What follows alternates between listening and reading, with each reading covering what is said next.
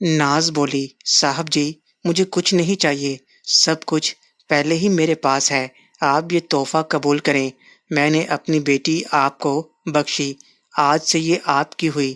گلنار کی عمر 18 سال تھی، چڑھتی جوانی تھی اور کھلتا گلاب تھی، اپنی ماں کی طرح لمبا قد، سفید رنگ، جس میں ہلکی سی گلابی پن کی آمیزش تھی، وہ بہت خوبصورت تھی، جو کہ اپنی ماں کی خوبصورتی کی تصویر پیش کرتی تھی۔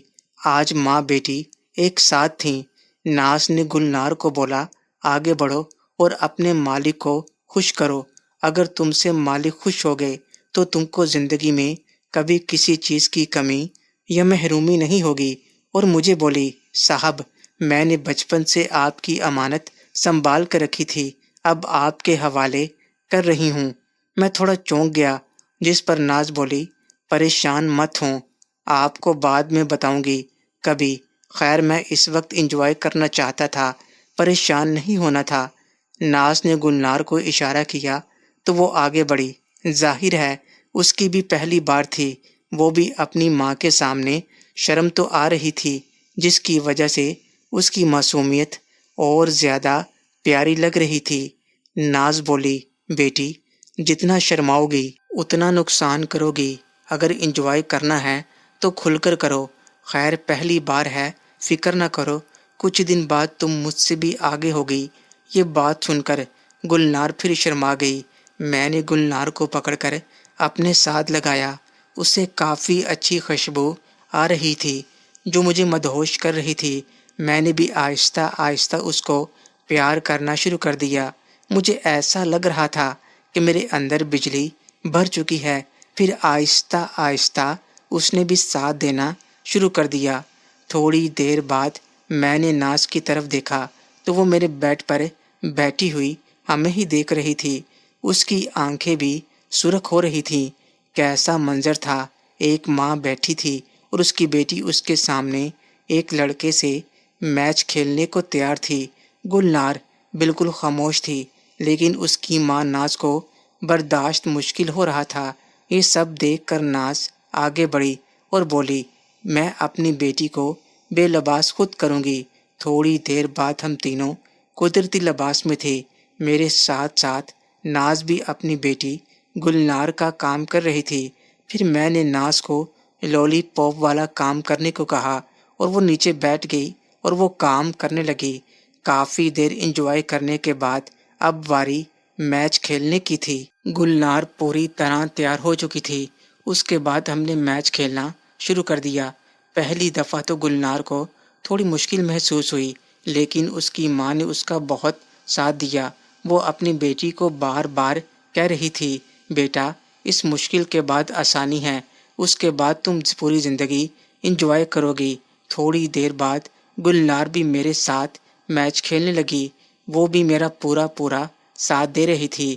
جب میں نے اس کو دیکھا تو میں نے T20 کی طرح بیٹنگ کرنا شروع کر دی، میں ہر بال پر چوکا اور چھکا مار رہا تھا، میرا پورا کمرہ عجیب عجیب آوازوں سے گونج رہا تھا۔ گلنار کی دفعہ آؤٹ ہو چکی تھی، لیکن میں ابھی بھی بیٹنگ کر رہا تھا۔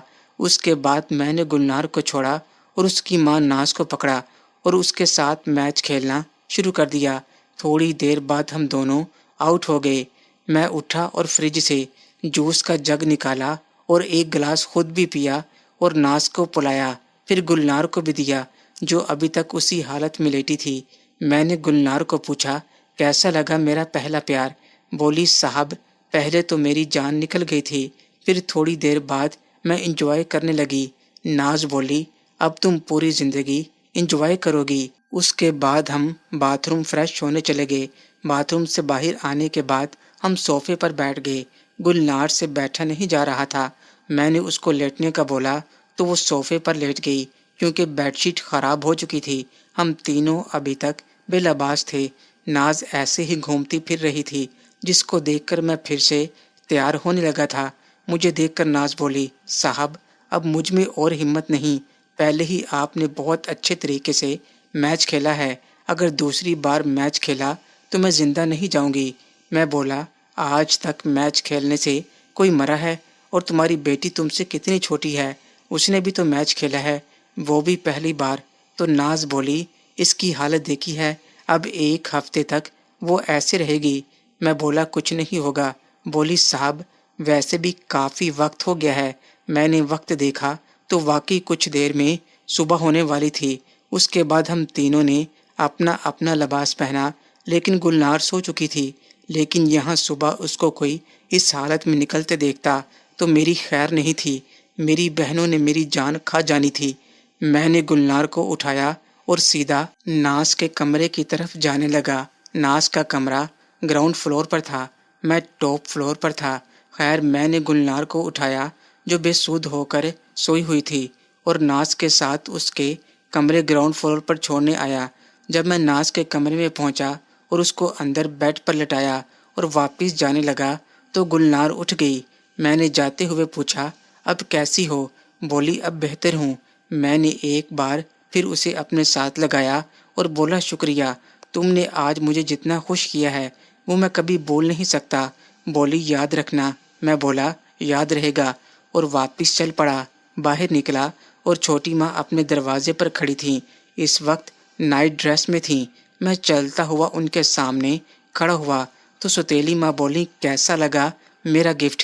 میں بولا شکریہ کہہ کر آپ کے پیار کی توہین نہیں کروں گا۔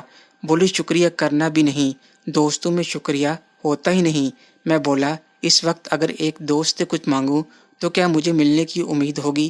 تو ستیلی ماں کہنے لگی جان سے زیادہ کیا مانگ سکتے ہو، وہ تو ایک اشارے پر حاضر ہے۔ میں بولا سوچ لیں، یہ نہ ہو کہ نہ ملے۔ وہ بولی تم ایک بار مانگ کر دیکھو، یہ دنیا تمہارے قدموں میں نہ ڈال دوں تو پھر کچھ کہنا۔ میں بولا ٹھیک ہے تو مجھے ایک دے۔ تو وہ بولی یہ کون سی بات ہے؟ انہوں نے گال آگے کر دیا۔ میں بولا نہیں، مجھے گال پر نہیں، لپ پر چاہیے۔ تو ایک بار میری آنکھوں میں دیکھا، پھر بولی جو میرے بس میں نہیں تم وہ مانگ رہے ہو۔ میں تمہیں اپنی جان تو دے سکتی ہوں لیکن اپنا آپ نہیں۔ میں نے کئی بار تمہاری آنکھوں میں اپنے لیے چاہت دیکھی، وہ بھی ماں کی حیثیت سے نہیں، لڑکی کی حیثیت سے، لیکن جو نہیں ہو سکتا اس کی مانگ مت کرو۔ محترم ناظرین اور سامعین، اس کہانی کا بقیہ حصہ اگلی آنے والی ویڈیوز میں پیش کیا جائے گا۔ اگر آپ کو یہ کہانی اچھی لگے، ویڈیو کو لائک اور ہمارے چینل کو سبسکرائب ضرور کریں۔ شکریہ۔